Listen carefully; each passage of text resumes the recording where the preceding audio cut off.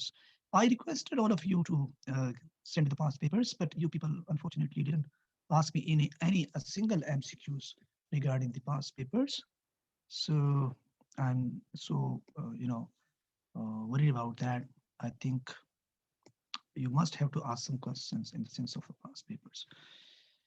Because एक तो आप अपना रेगुलर क्लास ले रहे हैं, आपकी सिलेबस थोड़ा-सा स्लो हो जा रहा है और आप क्वेश्चंस अगर अगर प्रोडक्टिवली नहीं पूछेंगे तो फिर it's just like a time wastage कि हम पास्ट पेपर्स डिस्कस कर रहे हैं, लेकिन आपके मतलब के क्वेश्चन नहीं है, तो फिर बेटा वो चीज़ नहीं रहेगी।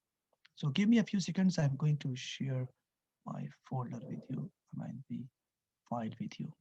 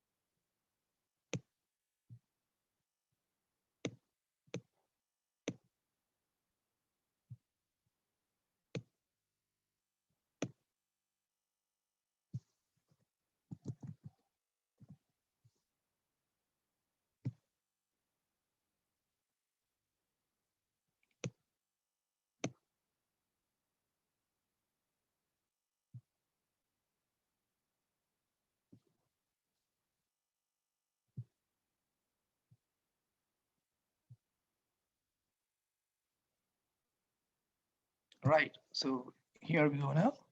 Here's the past papers.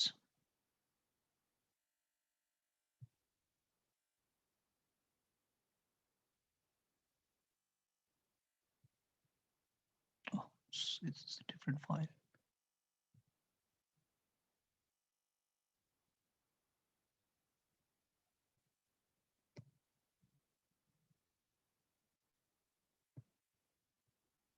Yeah, it's now here. So let me to share now with you.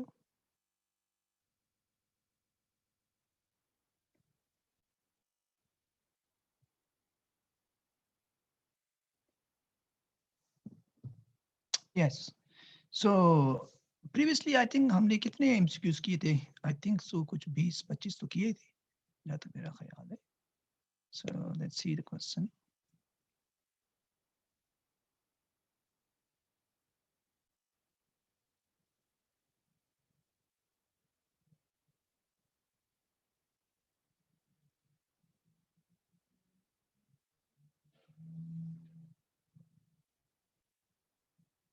Yes, यहाँ तक हमने किए थे. So that was the question which we have discussed. And now we'll start from the question number 23rd. Yeah, fine. अच्छा, जहांजेब पूछ रहे हैं MCQs number 36. अच्छा, मैं उधर भी जा रहा हूँ बेटा. पहले हम थोड़ा सा इस डिस्कशंस को जारी रखें ताकि आपको ये चीजें भी समझ आ जाए ना. So let me to share with you these questions. Look at this question, please. Question number 23. X and Y are two monomers. X and Y are two monomers found in biological polymer. क्या कहते हो, ये किस किस्म के polymer में हो सकते हैं? I mean, अगर आप देखिए, जो पहला वाला क्या है, दूसरा वाला क्या है बेटा? सर बीटा ग्लूकोज पहला वाला, अल्फा ग्लूकोज दूसरा वाला. ठीक है, तो अब आप बताएं ना, बीटा कहाँ हो सकता है और अल्फा कहाँ हो सकता है? और अल्फा अल्फा ग्लाइकोजन अमाइलो. तो बताइए क्या आंसर हो सकता है? X किस में है से? Sorry? B is the right answer. B for ball? Yes sir, B ball. हाँ, तो X सेलुलोज के लिए, Y जो है वो ग्लाइकोजन के लिए भी है, Y अमाइलोपेक्टिन के लिए भी है, और Y अमाइलोज के लिए भी है। सही कह रहे हो, दैट्स द राइट आंसर, बिल्कुल ठीक हो गया। So let's move to the next question then. Question number 24.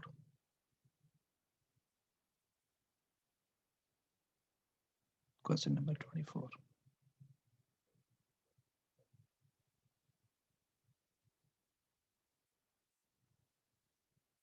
Sorry, ये मेरा कर्सर का पता नहीं क्या गड़बड़ कर रहा है।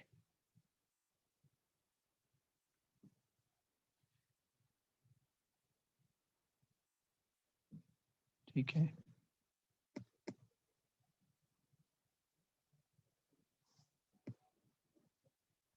yes. Chitin is a polysaccharide consisting of long straight chain of the monosaccharide acetylglucosamine linked by 1,4-glycosidic bond. Acetylglucosamine is similar in structure to glucose but contain nitrogen, allowing hydrogen bonds to form between adjacent chain of chitin when they are lie parallel to each other. Which polysaccharide is more similar to in structure to chitin? Cellulose. वजह क्या होगा? Sir 1,4 Amylose. Beta glycoside एक bonds और हम्म। Parallel लाई करते हैं तो cellulose में hydrogen bonding होती है। हाँ, हाइड्रोजन बॉन्डिंग अगर हम देखें तो न अमाइलोपेक्टिन के अंदर हो सकती है, न माइलोज के अंदर और न ग्लाइकोजन के अंदर। सिर्फ एक मॉलिक्यूल इस वक्त जिसके अंदर सेलुलोज होता है और उसके अंदर हाइड्रोजन बॉन्डिंग होती है, तो ये सबसे बड़ा एविडेंस है हमारे पास। बाकी इसने यहाँ नहीं लिखा कि ये 1,4 ग्लाइकोसिडिक बॉन्ड जो है वो बीटा है या अल्फा है, सिर्फ उसने 1,4 का जिक्र किया है। और इन्होंने ये कहा है कि नाइट्रोजन की वजह से जहां इसमें हाइड्रोजन बॉन्ड्स बन सकते हैं एडजेसेंट चेन में, तो वो तो सिर्फ सेलुलोज में हो सकते हैं, इसने एक इशारा दिया हुआ है। ठीक है, देन चलिए क्वेश्चन नंबर 25 पे आते हैं। Which statements are about triglyceride is correct? Triglyceride के मुतालिक क्या चीज सही हो सकती है? जी पढ़ के मुझे बताएं ना, फिर मैं आपको बताता हूँ कि आंसर गलत है या सही है। ट्राइग्लिसराइड के लिए क्या कौन सी बात सही है, कौन सी गलत है बेटा? सर डी करेक्ट है probably, lower ratio of oxygen to carbon. दोबारा बताइएगा। Lower ratio of oxygen to carbon compared with carbohydrates. Sir B शायद सही है। B B, B for ball. Sir वो B डी for कह रहे ball? हैं, मैं बी कह रहा हूँ। वो डी कह रहे हैं, मैं बी अच्छा कह रहा हूँ। अच्छा, चल दोनों देख लेते हैं। बी कह रहे हैं which statement about triglyceride is correct? They are more saturated with hydrogen compared with phospholipids. और डी कह रहे हैं they have a lower ratio of oxygen to carbon compound with carbohydrate. Umar बेटा आप क्या कह रहे हो, डी बोल रहे हो बी बोल रहे हो? सर मैं बी कह रहा हूँ जहाँ से डी कह रहा है। अच्छा, तो आप बी क्यों कह रहे हो? आपको नहीं लगता कि डी ज्यादा अच्छा आंसर है? सर बी भी तो सही है वैसे। कैसे सही है, कैसे पता चला कि सही है? फॉस्फोलिपिड्स में हाइड्रोजन कम होता है उससे, क्योंकि हाइड्रोकार्बन चेन कम होती है ना। नहीं, लेकिन हो सकता है कि उसकी हाइड्रोकार्बन चेन की लेंथ ज्यादा हो, फिर ये भी तो हो सकती है ना।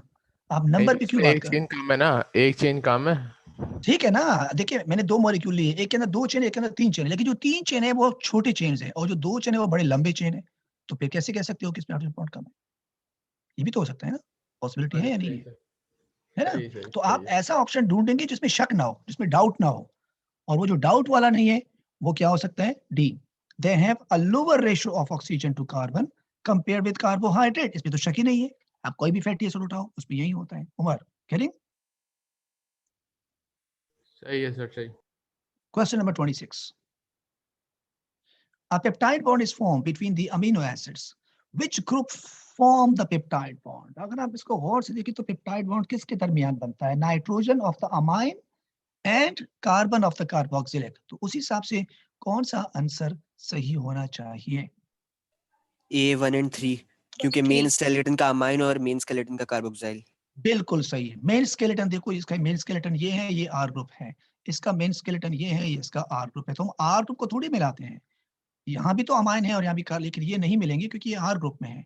तो मेन स्केलेटन तो ये है, देखो ये मेन स्केलेटन जा रहा है, ठीक है ना? तो क्योंकि मेन स्केलेटन का कैसे पता चला कि ये मेन स्केलेटन है?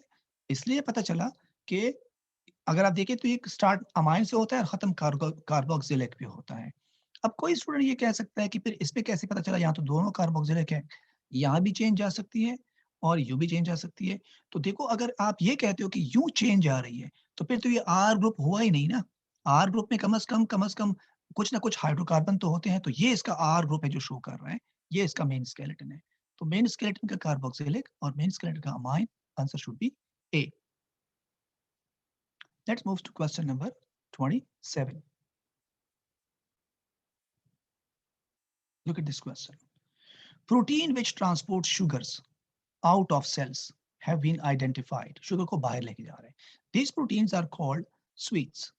अच्छा, each sweet has 7 coiled cylindrical region, देख सकते हैं, which together make up a pore through the cell surface membrane bilayer as shown in the diagram. यानी प्रोटीन बना हुआ है, इसके अंदर पोर है, स्पेसिफिक पोलर पार्टिकल यानी प्रोटीन यानी शुगर गुजर सकते हैं. What describe each of these 7 coiled region 1 to 7 sweets shown in the diagram? इसमें से एक की बात करें कि ये जो एक है ना, ये क्या रिप्रेजेंट करता है, यानी what describe each of the 7 coiled region in 1/7 of the protein suite in the diagram? जी. Sir option C.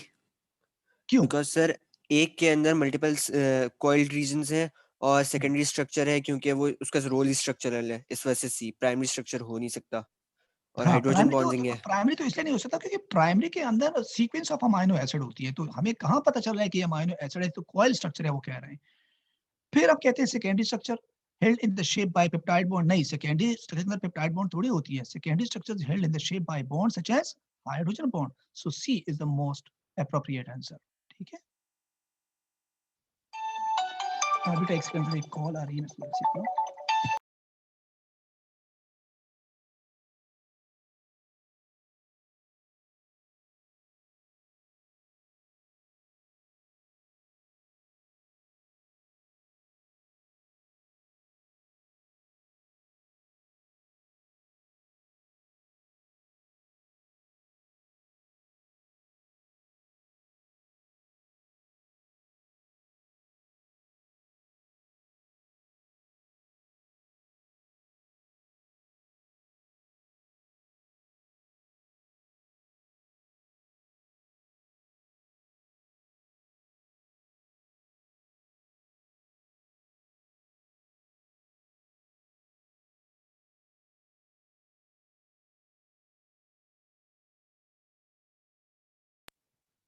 Yes, beta. So let's move to the next question, and question number 28.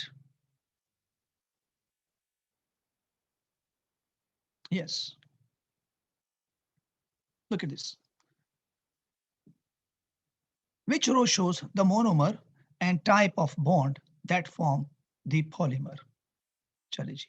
Alpha glucose 1,4-glycosidic bond starch. Alpha glucose 1,4 and 1,6 amylopectin. Beta glucose 1,4 glycogen. Beta glucose 1,4 and 1,6 gallulose. बहुत आसान है, वो तो खुद answer बोल रहा है कौन सा आंसर है. Should be yes. Alpha glucose दोनों होते हैं amylopectin के अंदर, बहुत आसान. चलिए, question number 29. Which biological molecules always contain the element nitrogen? किसके अंदर नाइट्रोजन लास्ट पे होता है? सी. आपको पता है प्रोटीन के अंदर नाइट्रोजन होता है ना. तो अब हम देखते हैं, यहाँ सेलुलोज आया है, जरूरी नहीं है कि नाइट्रोजन हो. यहाँ देखिएगा तो यहाँ लिपिड्स आ रहे हैं, जरूरी नहीं है. यहाँ देखते हैं तो एंजाइम भी प्रोटीन होता है. मैसेंजर आरएनए आपने पढ़ा नहीं है, इसके अंदर भी नाइट्रोजन होता है. टीआरएनए के अंदर भी नाइट्रोजन होता है, जरूरी है. ठीक है. जहां से तुम्हें कैसे पता चला कि सी है, क्योंकि तुमने तो मैसेंजर आरएनए पढ़ा है ना टीआरएनए पढ़ा है. आपने ऐसे सर किया लेकिन होगा ना, न्यूक्लिक यहाँ एसिड्स है तो यहाँ उसके अंदर होगा ही. नहीं, वो भी है, लेकिन अपने यहाँ देखो, यहाँ सेलुलोज है, इसमें नहीं होता. इसमें लिपिड है, नहीं होता. और यहाँ स्टार्च है, तो ये तीन तो वैसे भी आउट हो जाएंगे ना, इनमें नाइट्रोजन नहीं होता. तो एक ही आंसर बचता है सी. सही है. Yes sir. अच्छा, क्वेश्चन नंबर 30 पे चलते हैं. जहां से ये सवाल बता रहे थे कि मुश्किल है, आप कौन सा बता रहे थे? नो सर, मैं 36 की बात कर रहा था. अच्छा ठीक है, चलिए पहले इसकी बात कर लेते हैं. Which sets of statement correctly describe haemoglobin की सही बात कौन कर रहा है? देखिए, पहला ए कह रहे हैं 4 polypeptide chain each containing a haem group, ये बात तो ठीक कह रहे हैं. Iron ions can associated with oxygen forming oxyhaemoglobin, सही कह रहे हैं. In each chain hydrophobic R group of amino acid pointed toward the center of the molecule. और आगे कह रहे हैं at 50% saturation 2 oxygen molecules are transported by the molecule. अब देखो असल में ये पॉइंट आपने पढ़ा नहीं है because it belongs to the transport in animals. जब आप वहां जाएंगे तो वहां परसेंट सैचुरेशन की बात की जाती है. Perhaps इसमें हम देखते हैं कि सबसे appropriate आंसर कौन हो सकता है. ये भी काफी क्लोज है लेकिन हम आगे भी देखते हैं. Polypeptide chains interact to produce a globular chain. Polypeptide chain interact to produce a globular chain. Each chain contains a heme group of amino acid, surrounding an iron ion. देखो ना, सर ये गलत है. हाँ, गलत हो गया. See, polypeptide chain interact to produce an almost spherical molecule. An iron ion is present with each heme group. Quaternary structure has 2 alpha chain and 2 beta chain. Each molecule can transport a total of 4 oxygen atoms. Sir ये सही है. सी. पक्की बात है, सही है. 4 oxygen atoms. Yes sir. Yes sir. Fe2+ charge होता है तो 4 ऑक्सीजन एटम्स आ सकते हैं सिर्फ. अच्छा, ठीक है. अच्छा, डी पे आते हैं. डी देखते हैं. डी का आंसर क्या है? Polypeptide chain produce a loose helical shape. Polypeptide chain produce a loose helical shape which folds to form a spherical molecule. Iron ions in the molecule can bind reversibly with oxygen. Iron ions in the molecule can bind reversibly. बिल्कुल सही कह रहे हैं. In each chain, hydrophobic R group of amino acid surround the iron ion. In each chain, hydrophobic R group कह रहे हैं.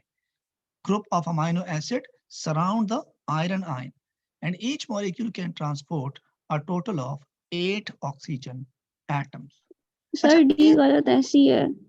अच्छा, बताएंगे जरा डी क्यों गलत है, किस वजह से गलत है? सर वैलेंसी 4 ऑक्सीजन एटम से ही फुलफिल हो जाएगी क्योंकि Fe2+ चार्ज होता है.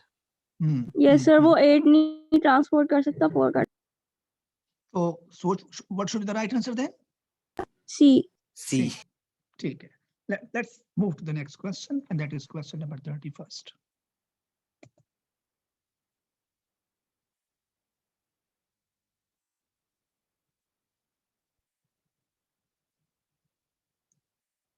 The diagram shows different types of bonds found in a biological molecules. Which bonds are found in a protein with a tertiary structure? अब देखो बेटा, tertiary structure में कौन सा बॉन्ड हो सकता है? ये निकाल ले, बाकी तो सारे मेरे ख्याल में हो सकते हैं अगर इसको निकाले, क्योंकि ये नहीं हो सकता 5 ना. तो 5 यस हमारे सर. पास ए. बी और सी हटा दे तो ए हमारा आंसर होगा बिल्कुल. 1 2 3 and 4. So 31 answer is A. Now let's move to question number 32.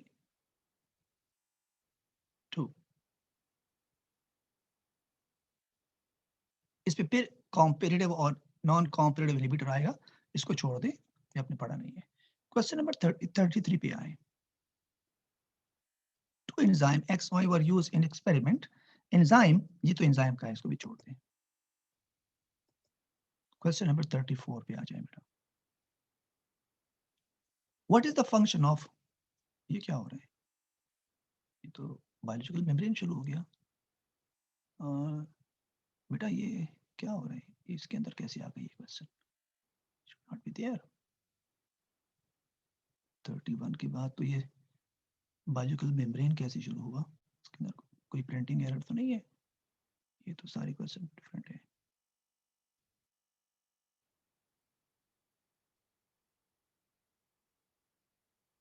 चलिए क्वेश्चन नंबर 36 पे डायरेक्ट आ जाते हैं. वो 5 क्वेश्चन तो मेरे ख्याल में आप लोगों ने पढ़े ही नहीं है, इसको छोड़ दें. In order to estimate the quantity of glucose in a solution, equal volume of range of known concentration were mixed with equal or axis volume of Benedict solution and placed in a thermostatically controlled water bath at 90 for the same length of time. The unknown solution was then treated in the same way and the colors of the known and unknown solution compared. What is the independent variable in this procedure? बेटा independent variable क्या होता है और dependent variable होगा, ये आपको शायद maths में पढ़ाया होगा. एक ऐसा फैक्टर जिसको हम खुद चेंज करते हैं. एक रिजल्ट है इसको हम चेंज करेंगे तो वो इंडिपेंडेंट फैक्टर कहलाएगा, और जो उसके साथ चेंज हो रहा होगा वो डिपेंडेंट होगा। मसलन मैं कहता हूँ by increasing the intensity of light the rate of photosynthesis increases। अब आप किस चीज को चेंज कर रहे हो? इंटेंसिटी ऑफ लाइट को चेंज कर रहे हो ना, तो वो इंडिपेंडेंट होगा। इसी तरह आप कहते हैं by increasing the temperature the activity of the enzyme increases, तो टेम्परेचर क्या होगा? इंडिपेंडेंट फैक्टर होगा। तो यहाँ कौन सी चीज इंडिपेंडेंट फैक्टर है? What is the independent variable in this procedure? Sir बताइएगा जरा। ए फिर होगा? concentration of glucose। हाँ, क्योंकि अगर आप ग्लूकोज को चेंज करोगे तो कलर पे फर्क पड़ेगा ना यार। तो आपका इंडिपेंडेंट फैक्टर क्या है? कॉन्सेंट्रेशन ऑफ ग्लूकोज है। Therefore it's answer should be A. Jahanzeb समझ गए हो? Yes sir, thank you. Okay. Then question number 37. What cannot occur as a result of condensation reaction? कौन सी चीज ऐसी है जो कंडेंसेशन में नहीं होती? A breaking sir a breaking of Breaking of glycosidic glyco- bond। ए हाँ, क्योंकि वो हाइड्रोलिसिस हो जाएगी ना। सही बात है, ठीक है। Let's move to question number 38. Which pair of monosaccharide forms sucrose? Sucrose कौन बनाएगा? सुक्रोज बनाने के लिए एक होता है हमारे पास अल्फा अल्फा ग्लूकोज और एक होता ग्लूकोज है और हमारे पास फ्रक्टोज। फ्रुक्टोज। तो फ्रुक्टोज अगर आप गौर से देखें तो हमें यहाँ फ्रुक्टोज नजर आ रहा है, और अगर आप इसको इस तरह देखें, सर ये भी सी में fructose अल्फा नजर- ग्लूकोज है, उसमें फ्रक्टोज भी है। हाँ शाबाश। तो इसका आंसर क्या होगा? सी होगा। ठीक है। अच्छा बेटा, मैं आपको बताऊं, बाज़ वक़्त ना आप लोग अपने पेपर्स को देखिएगा, उसके अंदर कुछ प्रिंटिंग मिस्टेक्स भी होती हैं। हो सकता है कि आपको कंफ्यूज करे, आप कुछ और आंसर बताना चाह रहे हो, वो कोई और ऑप्शन दे रहा हो, तो उसकी आप लोग कोशिश करें कि करेक्शन करते जाएं, जैसे मैंने आपसे कहा ना। हो सकता है पेंसिल से करेक्ट करें, फिर बाद में मुझे बताइएगा कि सर यहाँ यहाँ गलतियाँ थी एमसीक्यूज की मार्क्स की स्कीम में। ऐसे कुछ बच्चों ने पॉइंट आउट किया है मुझे कि उसमें कुछ गलतियाँ हैं। आई डोंट नो आप लोगों ने पॉइंट आउट किया है या नहीं किया है, लेकिन ऐसे कुछ Yes, एमसीक्यूज के sir. अंदर, ठीक है, वो फिर आप करेक्ट कीजिएगा प्लीज। चलिए जी, क्वेश्चन नंबर 39 पे चलते हैं। The diagram shows the relationship between different polysaccharides and the glycosidic bonds formed between the monomers. तो which row is correct? Amylopectin और सेलुलोज के दरमियान कहता है कि अल्फा 1,6 बॉन्ड होगा। क्या ऐसा है? नहीं है। ग्लाइकोजन और अमाइलोज के दरमियान कहते हैं कि अल्फा 1,4 बॉन्ड होगा। पॉसिबल है ना? अमाइलोज के अंदर भी और ग्लाइकोजन के अंदर 1,4 तो होता है, लेकिन क्या अमाइलोपेक्टिन और ग्लाइकोजन दोनों के दरमियान 1,4 बीटा ग्लाइकोसिड बॉन्ड हो सकता है? नहीं हो सकता, आउट हो जाएगा। सी, सेलुलोज और अमाइलोज के दरमियान बीटा 1,4 ये भी नहीं हो सकता, तो बचेगा कौन? डी। तो डी में अगर हम देखते हैं तो वो कहते हैं ग्लाइकोजन और अमाइलोपेक्टिन के दरमियान 1,6 बिल्कुल होगा, और अमाइलोपेक्टिन और अमाइलोज के दरमियान 1,4 होगा। तो राइट आंसर हमारा 39 का क्या हुआ? डी हो गया। ठीक है, डी हो गया। अच्छा, then question number 40. The diagram shows some of the type of bonds in fatty acid. ठीक है, which row shows the bonds bound in each type of molecule? Unsaturated fatty acid में कौन-कौन से आ सकते हैं और saturated के अंदर कौन-कौन से आ सकते हैं? जी, अब आप बता देंगे मुझे कौन से आ रहे हैं? सर अनसैचुरेटेड तो 2 and 3 हो गया, लेकिन अनसैचुरेटेड क्या हो सैचुरेटेड गया? 2 1 and 2 3 3 होगा कि सर 1 भी हो सकता है ना, यानी सिंगल बॉन्ड्स तो हो सकती हैं वहाँ पे सर भी। डी नहीं, होगा डबल डी। बॉन्ड्स में होगा, डी होगा आंसर। पहले मैं बता देता हूँ, अनसैचुरेटेड में सिंगल बॉन्ड्स भी तो हो सकती हैं। मैं बता देता हूँ। अनसैचुरेट के अंदर, क्योंकि इन्होंने पूरा मॉलिक्यूल तो नहीं दिखाया है ना, मॉलिक्यूल का एक पार्ट दिखाया है पूरा, तो हो सकता है कि अनसैचुरेट के अंदर डबल बॉन्ड तो सारे तो नहीं होंगे ना, डबल बॉन्ड होगी तो उसके अंदर सिंगल बॉन्ड भी तो हो सकते हैं। सही कह रहा है उमर। इसलिए वन जो है वो अनसैचुरेट और सैचुरेट दोनों में हो सकता है, लेकिन ये जो है ये अनसैचुरेट में तो हो सकता है, सैचुरेट में किसी भी सूरत में नहीं हो सकता, क्योंकि अगर आपने एक भी डबल बॉन्ड लगा दिया वो अनसैचुरेट हो जाएगा। ये बात याद रखो बेटा। तो ये सिर्फ और सिर्फ अनसैचुरेट में होगा, ये दोनों में हो सकता है, और ये क्या होगा? ये भी दोनों में होगा, क्योंकि ये तो कार्बोक्सिलिक एसिड है, लास्ट वाला डबल बॉन्ड दिखा रहा है। तो आप कहते हैं कि 1 2 3 ये तीनों किस में होंगे? अनसैचुरेटेड में। और 2 और 3 किस में होंगे? सॉरी, 1 2 एंड 3 किस में होंगे? सैचुरेटेड के अंदर। 1, अरे यार मैं फिर गलत बोल रहा हूँ। ये किस में है? किस में है? सैचुरेट में। और ये किस में है? सैचुरेट में। ये सैचुरेट में नहीं हो सकता बेटा। तो सैचुरेट में हम कहेंगे 1 एंड 3, 1 एंड 3 तलाश करो सैचुरेट में, ये आ गया। और अनसैचुरेट में सिर्फ और सिर्फ आ सकता है 1 बल्कि तीनों आएंगे 1, 2 एंड 3, ये तीनों आएंगे अनसैचुरेट में। तो इस हिसाब से हमारा आंसर क्या हो जाएगा, वो ए। बेटा आप समझ रहे हो मेरी बात जहां से, यस सर। इसमें कोई कंफ्यूजन तो नहीं है? No sir, clear. सही है। चलिए क्वेश्चन नंबर 41 पे चलते हैं।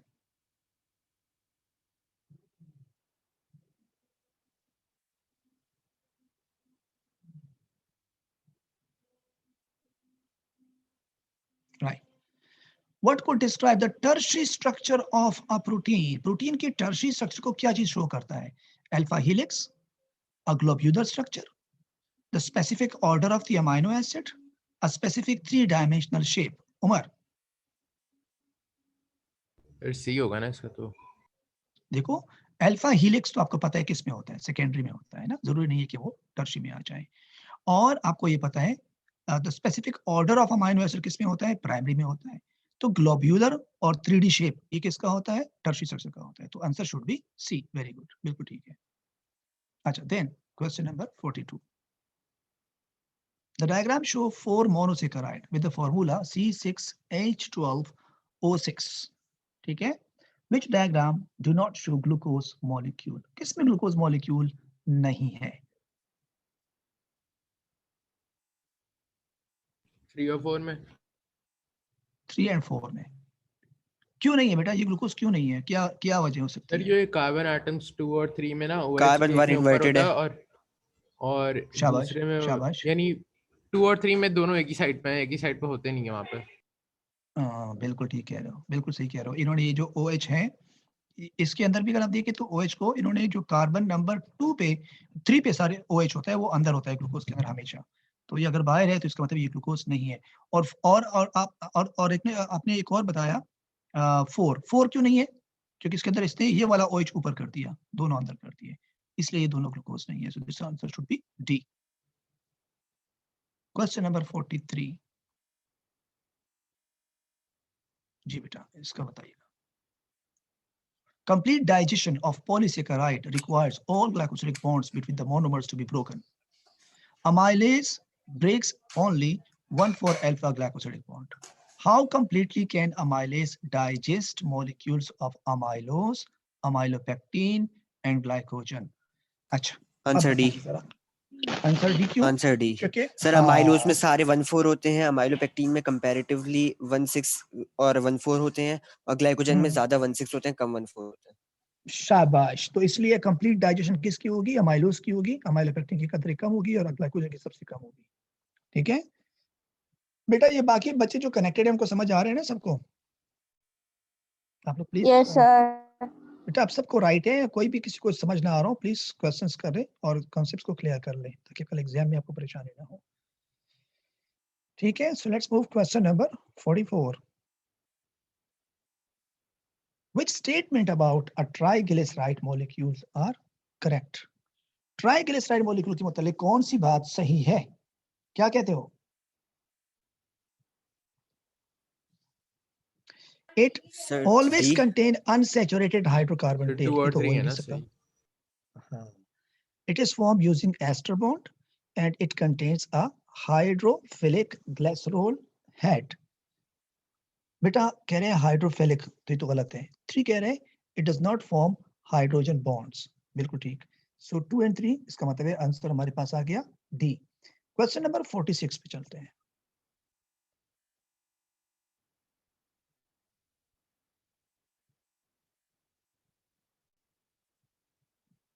ओ सॉरी, ये क्वेश्चन नंबर 45 पे आ गए। जी बेटा इसका बताइएगा। द टेबल शोज, जी the table shows some feature of collagen and hemoglobin. Which row is collagen? Type of protein, fibrous. Number of peptide, A. polypeptide. 3. Solubility in water, insoluble. So A, yes, A is the clear answer. Right, now moves to 46. The ring structure of sugar can also be represented as a linear structure like this one as shown in the diagram. Which of the sugar molecule could be represented by this formula? जी, कौन सी चीज को इस फॉर्मूले से हम show कर सकते हैं? राइबोस। राइबोस, सिर्फ why beta not glucose beta? को शो कर सकते हैं ना, सिर्फ बीटा ग्लूकोज शो कर सकते हैं क्योंकि 6 कार्बन एटम्स है, राइबोस में 5 होंगी। राइबोस जो है वो बेटा वो हाँ, पेंटोज है, yes. उसके अंदर 5 कार्बन होते हैं, इसलिए राइबोस तो नहीं हो सकता। सर, मैंने और सुक्रोज जो है वाला भी उसके देखा अंदर था। आपको पता है 12 कार्बन होते हैं, सुक्रोज जो है वो 12 कार्बन होते हैं इसके अंदर, और राइबोस के अंदर 5 कार्बन होते हैं। सो इसलिए हम कहते हैं one only, and that is the option C. ठीक है, right, now move question number 47.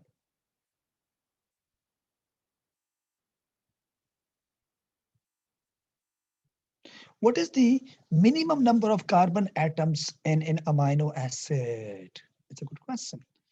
Ji, minimum 2 number of होंगी अमाइनो ना, एसिड कितने क्योंकि होते हैं? सिर्फ 2 होंगी क्योंकि एक तो मेन स्केलेटन में 2 होती हैं और फिर आर ग्रुप की जगह शाबाश, एक सिर्फ एच हो सकती बिल्कुल ठीक है। एक मेन स्केलेटन में होगा जो कि कार्बन है, और एक कार्बोक्सिलिक एसिड के अंदर कार्बन होता है, तो ये मैंडेटरी है, मेन स्केलेटन में 2 लाजमी होंगे। आर पे तो एक हाइड्रोजन भी आ सकता है, जरूरी नहीं है कि वहां कार्बन हो। ठीक हो गया। क्वेश्चन नंबर आपका है 48। चलिए, तो 48 का आंसर क्या हो सकता है? HIV protease is an enzyme produced by the HIV virus. Two identical chain of 99 amino acids form the enzyme. In each chain, amino acid 25 and 26 and 27 in the sequence form part of the active site. Which order of protein structure control the shape of the active site? अच्छा, अब बताएं जरा क्या क्या कौन सी चीज को ये मेंटेन कर सकते हैं? क्या सीक्वेंस की बात आ गई तो सीक्वेंस तो आपको पता है प्राइमरी प्रोटीन को शो करता है, ठीक है ना? और एंजाइम का जो शेप होता है उसके अंदर कह रहे हैं कि 2 आइडेंटिकल एंजाइम्स है, 2 होंगे तो इसका मतलब है वो टर्शरी पे खत्म नहीं होगा बल्कि क्वाटरनरी तक चलेगा, क्योंकि 2 पॉलीपेप्टाइड है। और एंजाइम जो है तो वो टर्शरी भी होगा, अगर वो टर्शरी से है तो वो सेकेंडरी से भी गुजरा होगा। तो ऑर्डर चारों आएंगे इसके अंदर, primary, secondary, tertiary and quaternary. बेटा ये समझ रहे हो? यस ए सर। आंसर होगा, ए आंसर होगा, क्योंकि सीक्वेंस का हमने इसलिए जिक्र किया क्योंकि उसने नंबर बता दिया कि ये वाले अमीनो एसिड फलाने फलाना जगह मौजूद है, हमें पता है, इसका मतलब सीक्वेंस में बता दिया इसने सेकेंडरी से। और चूंकि 2 पॉलीपेप्टाइड चेन है तो क्वाटरनरी भी है, और जब क्वाटरनरी होगा और एंजाइम भी है तो डेफिनेटली सेकेंडरी टर्शरी से गुजर चुका होगा।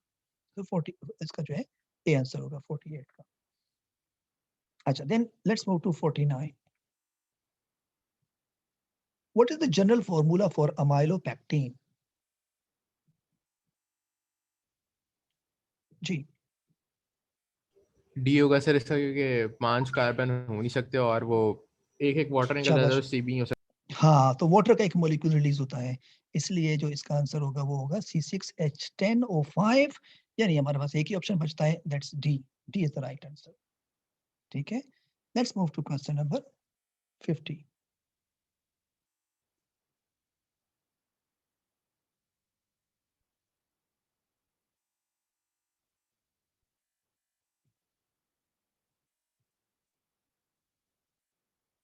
Yes, this is question number 50. Which है। डी आंसर statements है। this which statement describe how the molecular structure of starch is suited to its function? बहुत आसान सवाल। तो क्या क्या कह रहे हो, कौन सा आंसर है? डी है। डी। So डी डी अगर सर। देखते हैं तो कहते हैं कि the amylose amylopectin complex is insoluble and does not affect the water potential of the cell. बिल्कुल ठीक, ये मैंने समझाया था आपको। चलिए क्वेश्चन नंबर 22 पे चलते हैं, सॉरी 51 पे, sorry.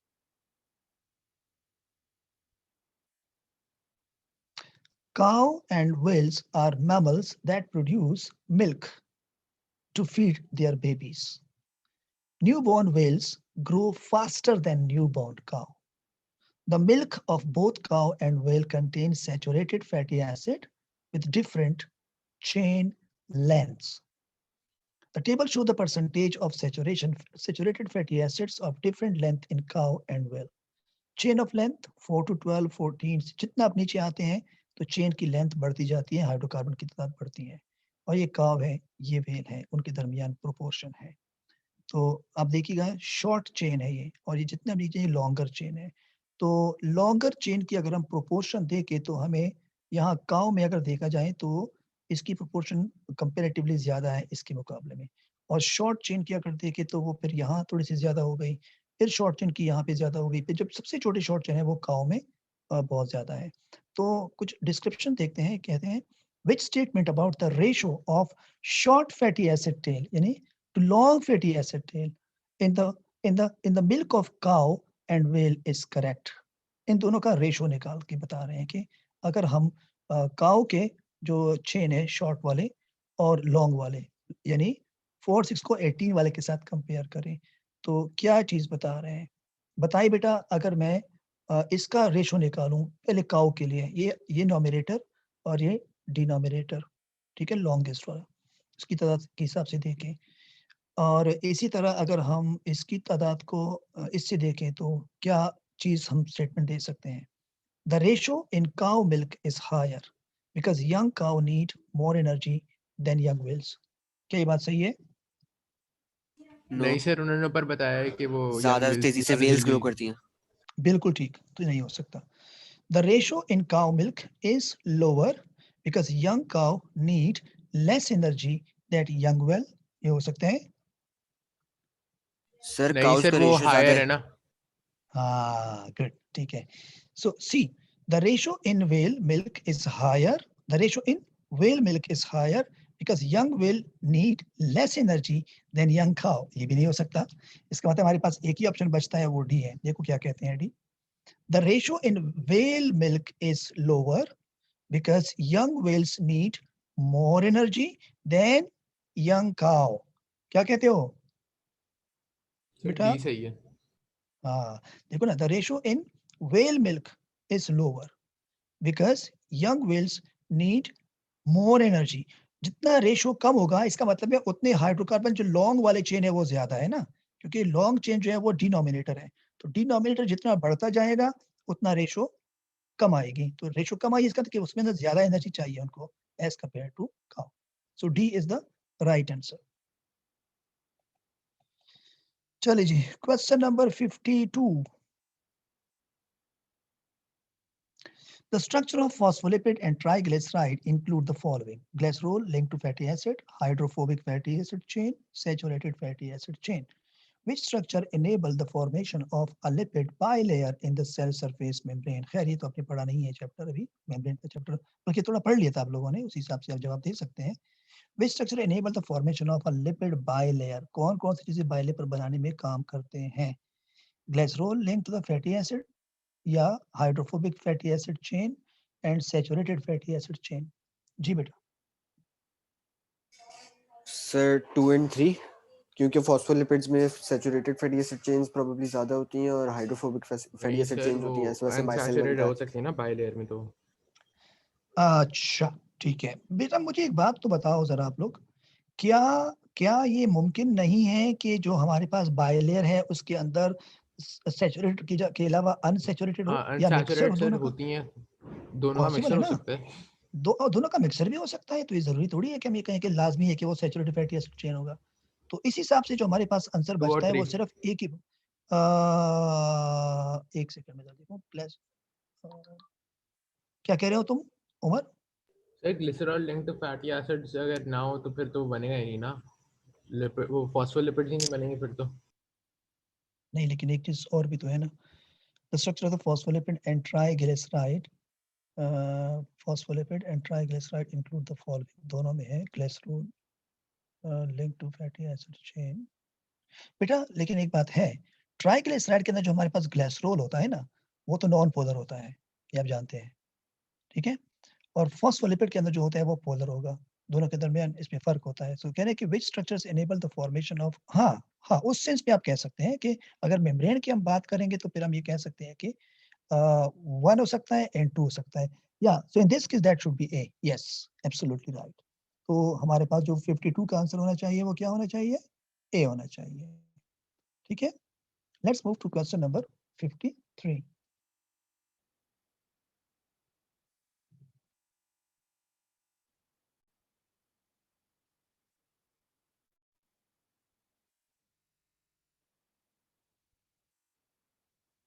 The diagram shows the molecular structure of a peptide. Which molecule would result from the complete hydrolysis of the peptide? क्या चीज बनेगा इससे? अगर ये टूटेगा तो इसमें से ये थोड़ा सा मुझे छोटा करना पड़ेगा, पहले ए और बी देखो। कितने पेप्टाइड बॉन्ड है बेटा इसमें, देखिए जरा। सर 3 पेप्टाइड बॉन्ड है तो 3 अमीनो एसिड्स बनेंगे। बिल्कुल, एक यहाँ है। ए हो नहीं सकता और क्योंकि उसमें पहले वाले का फार्मूला CH3 के बाद CH2 डाल दिया, तो वहां पे सिर्फ CH2 है। ठीक है, और जरा बी को देखिएगा प्लीज। बी में सर दूसरे वाले का गलत है क्योंकि उसमें COH और डाल दिया, वहां पे है। ठीक है, let's move to the C. So NH2 ये तो हो सकता है, एंड ये भी हो सकता है कार्बोक्सिलिक एसिड के पर सी CH2OH है। का फंक्शनल ग्रुप। एक सेकंड देखो, CH2OH का फंक्शनल ग्रुप, CH2OH का फंक्शनल ग्रुप मौजूद है, ठीक है, देन OH NH2CH3H, H2CH3, इसमें ये मॉलिक्यूल अलग पेज पे है। H2, why not D? Why not D? D में तीसरे वाला गलत है ना, उसके अंदर ग्लाइसिन है, वहां पे ऊपर एक H है CH3। इसके ऊपर क्या है, दोनों तरफ H है ना। यहाँ देखिए क्या है, ओह यस सॉरी सॉरी, तो यहाँ CH3 है, ठीक है ठीक है। और अगर हम सी पे देखते हैं तो यहाँ पर हमारे पास सी, बिल्कुल ठीक है। So it should be C and that is question number, मैं इसको थोड़ा बड़ा कर लेता हूँ बेटा,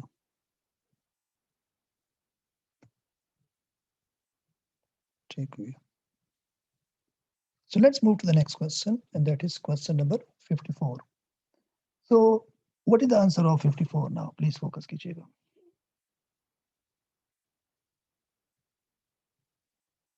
The diagram shows a hemoglobin molecule. Which row identify the different parts of the molecule? क्या चीज किस चीज को शो कर रहा है, जरा गौर करके देखिएगा। 1 क्या चीज शो कर रहा है, अगर आप 1 को देखें, 2 को देखें, 3 को देखें, 3 जो है वो क्या शो कर रहा है, अल्फा हेलिक्स शो कर रहा है, ठीक है। और अगर आप 2 देखें तो ये बीटा प्लेटेड शीट को शो कर रहा है। मैं इसको यहाँ देखता हूँ, पहले 3 देखें, 3 के अंदर अल्फा हेलिक्स 2 जगह है, बी में है और सी में है। और हमारे पास जो 2 था वो बीटा प्लेटेड शीट को शो कर रहा है। 2 अगर आप देखें बीटा प्लेटेड, तो बीटा 2 पे बीटा होना चाहिए, 3 पे अल्फा होना चाहिए। अच्छा ये है, ये तो खैर गलत है। हाइड्रोफोबिक अमाइनो एसिड है या हाइड्रोफोबिक अमाइनो एसिड होगा, ठीक है। तो ये तो आपको पता है कि हीमोग्लोबिन के अंदर जो इंटरेक्शन होता है 2 पॉलीपेप्टाइड के दरमियान, आई मीन 2 पॉलीपेप्टाइड जो कि बीटा प्लेटेड शीट होती है, तो उनके आपस में जो इंटरेक्शन है वो किस सेंस पे होगी, हाइड्रोफोबिक इंटरेक्शंस होंगी। ठीक है। अच्छा अब आप मुझे बताएं, इसमें आप जरा हीम तलाश करिए, हीम को कौन डोनेट कर रहा है, डिटेक्ट कर रहा है, हीम कहाँ पर है, कौन शो कर रहा है कि ये हीम है। 1 1 1 1 1 शो कर रहा है, को अंदर बता रहा है कि ये हीमोग्लोबिन के अंदर आयरन के मॉलिक्यूल लगे हैं। तो इसका आसान तरीका है कि हम 1 के नीचे देखते हैं कि इन्होंने हीम ग्रुप लगा एक जगह पे और एक जगह का बाइंडिंग साइट, तो दोनों में कौन सा आंसर ज्यादा सही है, बताइएगा जरा। C बाइंडिंग साइड वाला ज़्यादा सही, क्योंकि जो हीम वाला है ना उसके ना हाइड्रोफिलिक अमीनो एसिड्स है 4, वो 4 अंदर की तरफ, तो हाइड्रोफोबिक नहीं होगा। एक सेकंड बेटा मैं बताता हूँ, पहले जरा बी देख लेते हैं। कह रहे हैं 1 जो है वो बाइंडिंग साइट है, डायग्राम देख लेते हैं। कह रहे हैं 1 जो है वो बाइंडिंग साइट है और 2 कह रहे हैं कि हाइड्रोफिलिक है। यार ये क्यों आता है बीच में, ये चीज बड़ी गंद कर लेते हैं। 2 क्या है, हाइड्रोफिलिक है। Hydrophilic what, hydrophilic amino acid, hydro amino acid बाहर की तरफ, चलो ये भी कर लेते हैं। 3 तो अल्फा हेलिक्स हो गया, समझ आ गया। 4 कहते हैं हाइड्रोफोबिक अमाइनो एसिड, 4 कहाँ है, अंदर की तरफ है ना, अंदर, हाँ बिल्कुल ठीक है। देखो 4 जो अमाइनो एसिड शो कर रहे हैं वो अंदर की तरफ होंगे, क्योंकि हाइड्रोफोबिक इंटरेक्शन की वजह से, या आपने पता कि मॉलिक्यूल का स्ट्रक्चर मेंटेन करने के लिए अंदर जो अमाइनो एसिड होते हैं वो सारे हाइड्रोफोबिक होते हैं, क्योंकि ग्लोब्यूलर प्रोटीन है, और बाहर वाले हाइड्रोफिलिक होते हैं। अब अगर हम ये दूसरी वाली बात सुन लेते हैं कि ये हीम है, चलो मान लिया हीम है, लेकिन इसने कहा है कि बाहर हाइड्रोफोबिक है और अंदर हाइड्रोफिलिक है, तो ये गड़बड़ करेगा। तो आंसर होना चाहिए B, exactly B is the right answer. बच्चों समझ रहे हो सब? Yes sir. Sir one binding side कैसे होगी? बेटा बाइंडिंग साइड से मुराद ये होता है कि जहाँ पे ऑक्सीजन आयरन के साथ बाइंड होता है। बाइंडिंग साइड क्या है? जिसका एक्टिव साइट होता है ना, सर वो सही है सर, समझ में आ गई। ठीक है। अच्छा then and the last question, एक क्वेश्चन और कर लेते हैं फिर बंद कर लेते हैं। Question number 55। अच्छा जी 55 पे आइएगा जरा please. Boiling the bones and teeth from dead animals can be used to produce a type of glue. The glue is formed from the collagen fibers present in bones and teeth. Which statement describes the changes to collagen that occurs when the glue is produced? कौन सा change है जो इस sir collagen सी से होगा ना, क्योंकि hydrogen bond C होती है होगा। कोलेजन उसके बीच में, कोलेजन यस, चेन्स से के बीच में हाइड्रोजन बॉन्ड्स होती हैं, वो डैमेज हाँ वो हो ब्रेक जाएंगे। डाउन हो जाएंगे। the helices of collagen molecule, बिल्कुल ठीक। see so that's the end। फिर इंशाल्लाह ताला इसको हम कंटिन्यू करते हैं नेक्स्ट क्लास से, तो इंशाल्लाह ताला इसको डिस्कस करेंगे। टेक केयर, अल्लाह हाफिज।